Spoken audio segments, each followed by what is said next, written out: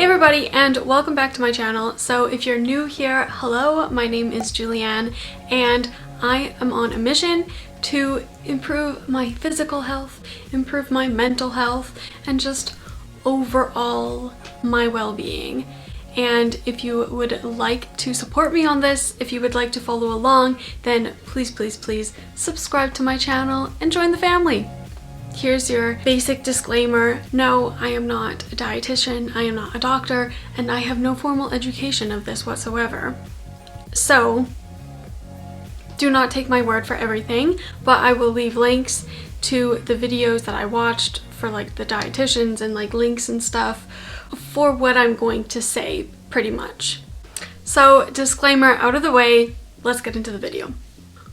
Calorie counting. This is hot topic sometimes. I know lots of people are very opinionated about this, and I was too. I was very against it because for me personally it wasn't helpful and it became a little bit toxic, but I'm trying to take a step back and then come at this at a very neutral point of view. The reasons that I want to try calorie counting again is because if you saw my last like big workout video, I was doing body project videos for a month and I didn't see very many results.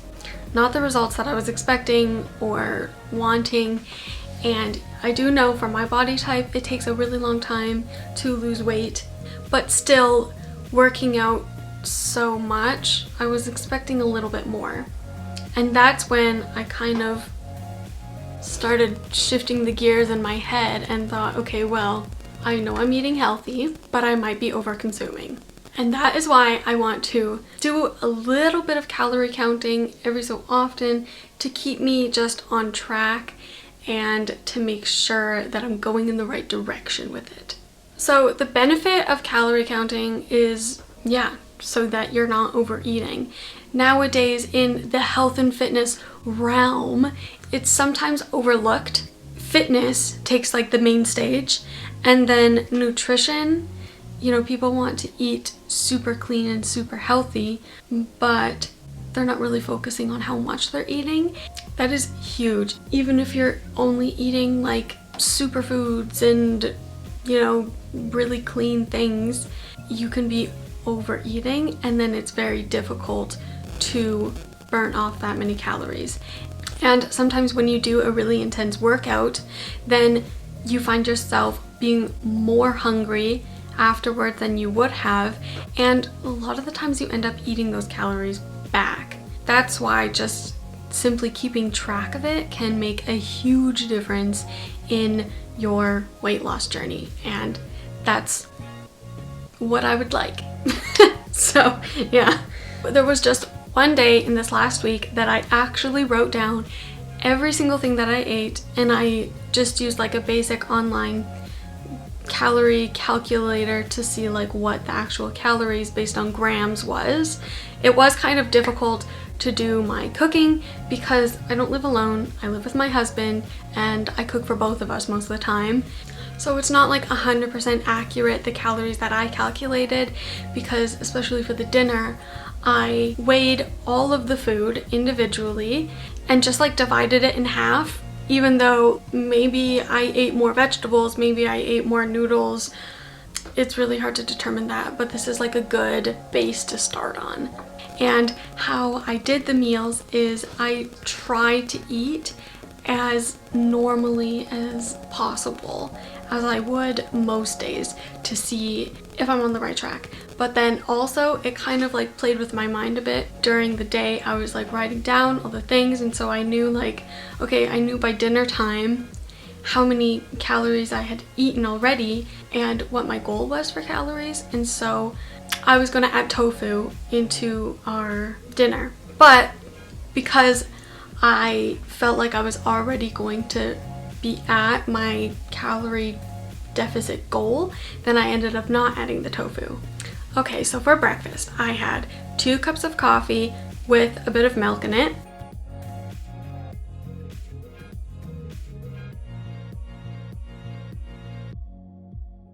And for that, I just got like, okay, coffee isn't that many calories, but I looked up what would 2 cups be. It was about like 5-10 calories. Milk was 90 calories based on the 2 times that I poured into my cup.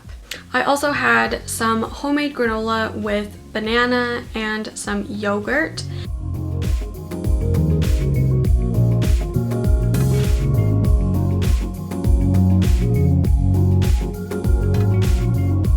But the granola was so difficult to calculate how many calories it was because I was going off of a recipe online from the Minimalist Baker. I will leave this recipe in the description. So in the Minimalist Baker's recipe, she adds 3 tablespoons of sugar just to like the oat mixture in her granola, and I did that the first time I made it, but then it was like too sweet, and so I ended up not doing that. Also, she melts together coconut oil and maple syrup, and I added a little bit less maple syrup, and on top of it I added some peanut butter. I had to do a little bit of math, but I think I got it right. So then my breakfast in total was 557 calories, roughly speaking. For lunch, I made myself a salad, and that had olive oil, some balsamic vinegar, feta, cucumber, radish, tomato, chickpeas, and lettuce. And that in total was 387 calories.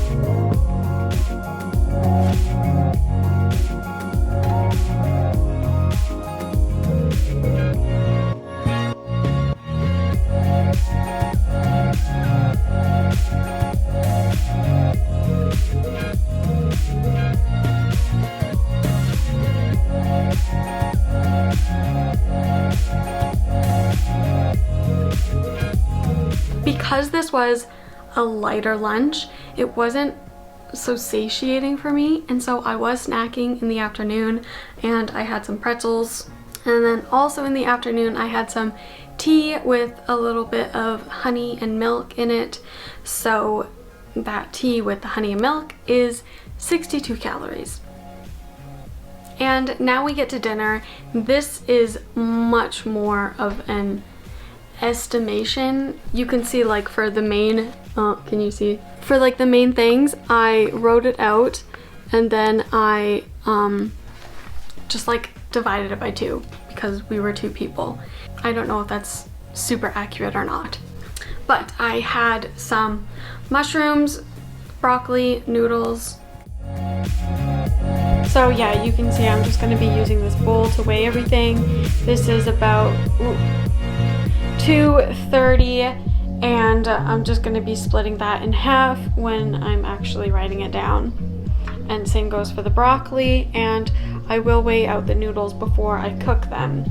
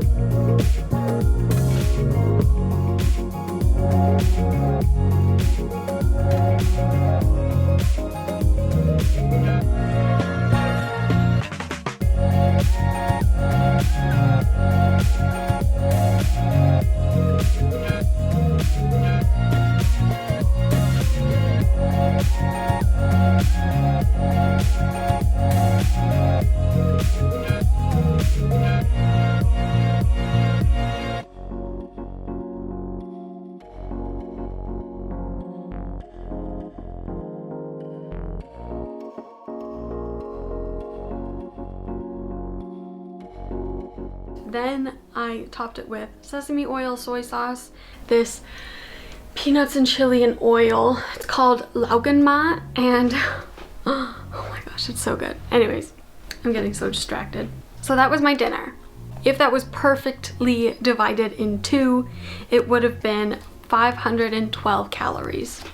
I think I know what this is going to be, but I'm going to add it up quickly and we will see what my total was for the day. 557 plus 80 calories for the pretzels, plus 386 for the salad, 62 for my tea, and then 512 for my dinner. And the magic number is 1,598. Let's reiterate that a little bit. I think this is pretty healthy. This is fine.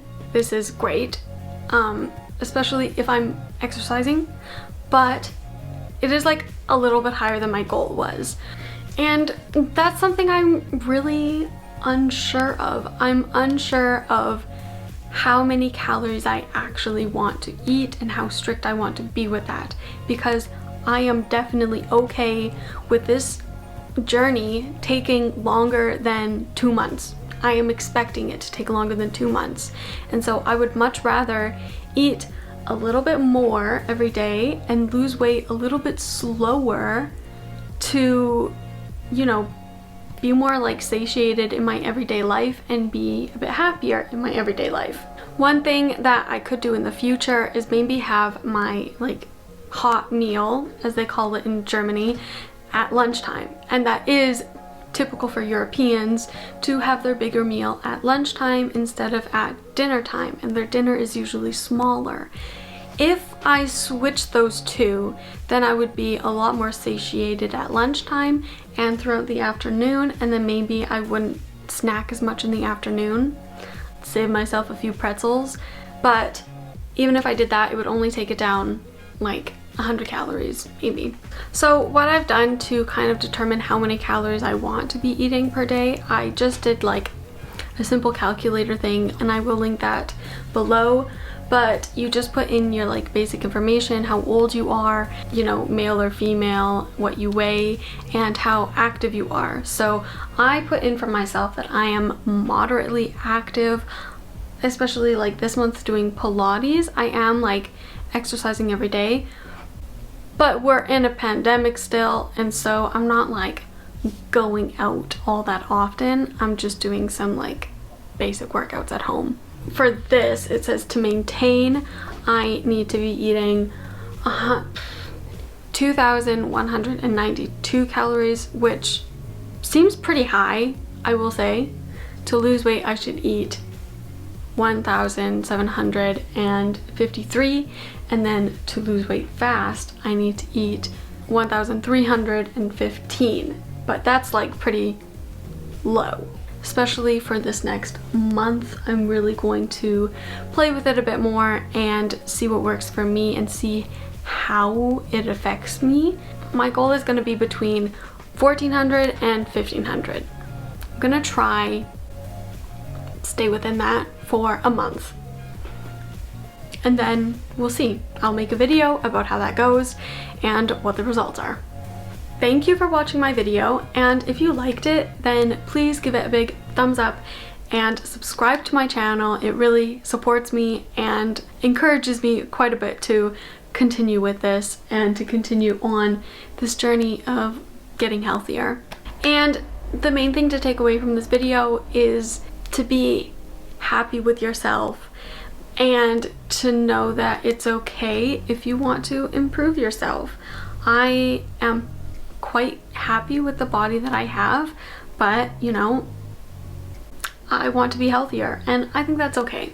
Alright guys, so I will see you in the next one. Bye!